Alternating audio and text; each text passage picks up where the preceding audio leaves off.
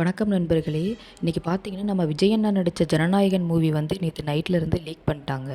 ஆனால் ஒரு படத்தை லீக் பண்ணால் அது ஒரு ஆக்டருக்கு மட்டும் பாதிப்பு இல்லை, பல பேரோட வாழ்க்கைக்கு பாதிப்பு வருங்கிறது வந்து தெரிய மாட்டேங்குது. ஃபஸ்ட்டு விஜய் அண்ணா மாதிரி ஒரு ஆக்டர்ஸ் வந்து ஒரு படம் பண்ணால் பல மாதம் கஷ்டப்படுவாங்க. இப்போ ஷூட்டிங், ட்ராவல், ஹார்ட் ஒர்க்கு எல்லாமே இருக்கும். படம் லீக் ஆனால் தேட்டர் கலெக்ஷன்ஸ் குறையும். அது அவங்களோட உழைப்புக்கு வந்து ரொம்ப பாதிப்பு ஏற்படும். நெக்ஸ்ட்டு பார்த்தீங்கன்னா, director, cameraman, editor, music director, light menu, set workers எல்லாருமே இந்த படம் பண்ணுற வேலையில் வந்து இந்த படத்துக்கான வேலை வந்து பண்ணியிருப்பாங்க. இவங்களுக்கான சம்பளம், ஃப்யூச்சர் சான்ஸ் எல்லாமே பார்த்திங்கன்னா அந்த மூவியோட சக்ஸஸில் தான் இருக்கும். படம் லீக் ஆனால் இண்டஸ்ட்ரி முழுக்க பாதிப்பு வரும். ஏன் இந்த மாதிரிலாம் பண்ணுறாங்கன்னு தெரிய மாட்டேது.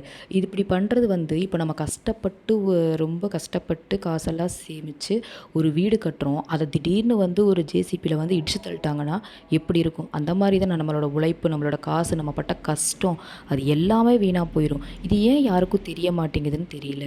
எப்படி தான் இப்படியெல்லாம் மக்கள் இருக்காங்கன்னு புரிய மாட்டேங்குது. ப்ரொடியூசர் வந்து இந்த படத்தை எடுக்கிறதுக்கு எவ்வளோ பெரிய அமௌண்ட் வந்து இன்வெஸ்ட் பண்ணியிருப்பார். தேட்ரு ஓனர்ஸ் எல்லாம் படம் வச்சு பிஸ்னஸ் பண்ணுவாங்க.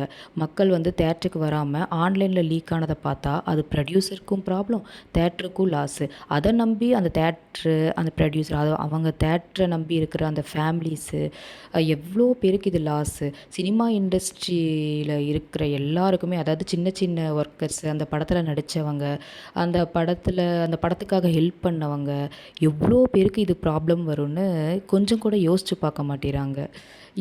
இந்த ஜனநாயகம் மூவி லீக் ஆனதை பற்றி உங்களுடைய கருத்து என்னன்னு கமெண்ட் செக்ஷனில் சொல்லுங்கள்.